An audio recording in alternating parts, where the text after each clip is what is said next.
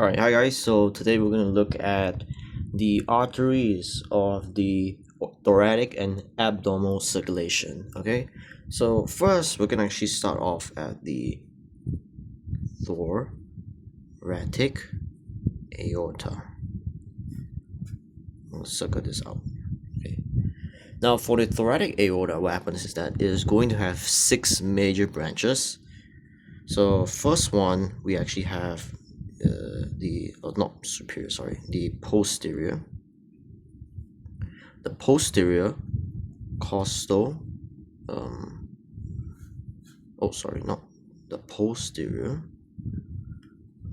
intercostal artery. Okay, and then the next one will be the superior phalangic artery.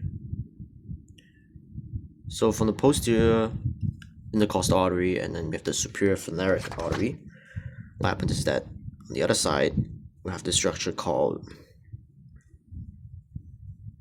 the bronchial arteries, which is going to supply the bronchial cells in the lungs.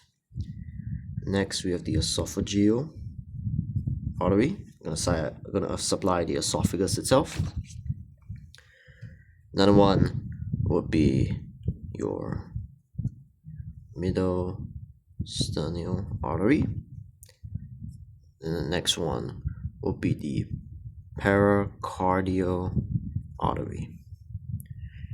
Now moving on down from the thoracic aorta, we're gonna go down into this second part of the aorta called the abdomen aorta.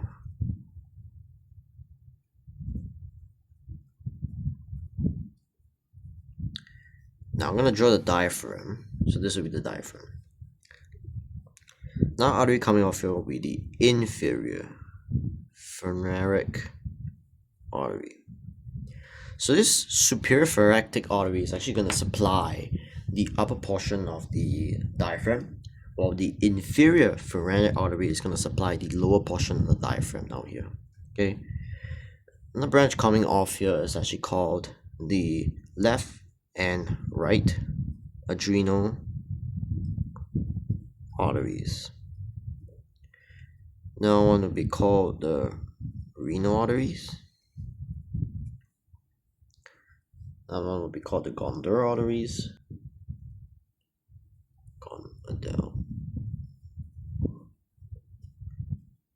The lumbar arteries.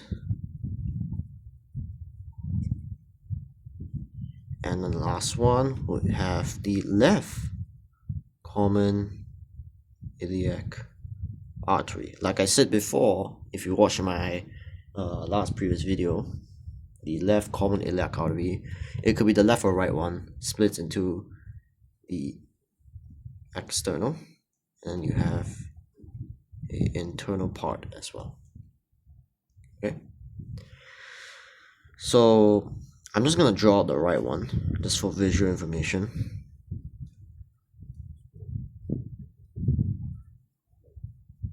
Okay, there we go. Now we move on to the second part of the abdomen aorta. The second part will actually be called the celiac trunk. The celiac trunk is actually a part of the aorta itself. Okay, what happens is that the celiac trunk is then going to split into this structure known as the gastric artery. Another branch coming off the celiac trunk will actually be the splenic artery. Now, splenic artery is actually going to split into this structure known as the left gastroepipelic artery. Okay. Another branch coming off the celiac trunk, this time will be quite different. It will actually be the common hepatic artery. Now, if we say for common, common is going to branch into something. So it's going to branch into the proper hepatic artery. Okay, now the proper hepatic artery is then going to split into two structures. You have the left hepatic artery, and then you have the right. Okay, the left and right hepatic artery. Okay, and we also have the right gastric artery. Okay, so another branch actually coming off the common hepatic artery, I'll draw down here, it's actually called the gastroduodenal artery. Gastroduodenal artery is then going to split into two structures. Okay, so we have the right gastroepipullic artery, and then we also have the superior pancreatic duodenal artery. Okay, now a branch coming off the abdomen aorta, now we have done with the celiac trunk, would actually be the superior vena, not superior vena cava, sorry, the superior mesenteric artery. The superior mesenteric artery is going to have some branches. For example, you have the intestinal artery, and then we have the ileocolic artery. You have the right colic artery. You also have the middle colic artery. Okay. Another branch coming off the abdomen aorta would actually be the inferior mesenteric artery. Inferior mesenteric artery is going to split into branches such as the superior rectal artery, which is then going to split into the middle rectal artery and the inferior rectal artery. Okay. Another branch will actually be the left colic artery, and the last one will actually be the sigmoid artery. And there you go, that is the entire thoracic and abdomen circulation of the body. So just a quick recall. Thoracic aorta is going to have some branches such as the posterior intercostal arteries, the superior thoracicular arteries, the bronchial arteries, the esophageal arteries, the mediastinal arteries, and then the precordial arteries.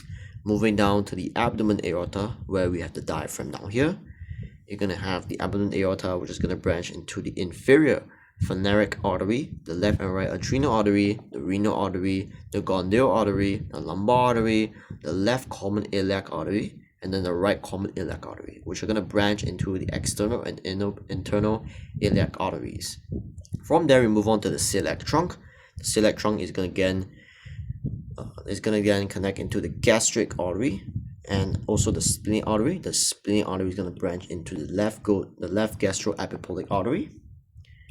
And another branch coming off the celiac trunk will actually be the common hepatic artery. The common hepatic artery is going to split into the proper hepatic artery.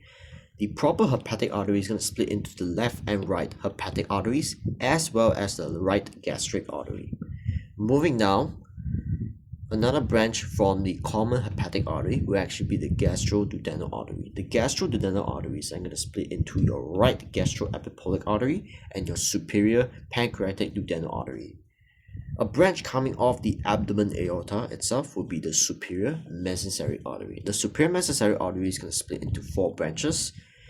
First, we have the intestinal. It's not in specific order, but we have the intestinal artery, the ileocolic artery, the right colic artery, and then you have the middle colic artery as well. Another branch coming off the abdomen aorta will actually be the inferior mesenteric artery, which is going to branch into the superior rectal artery.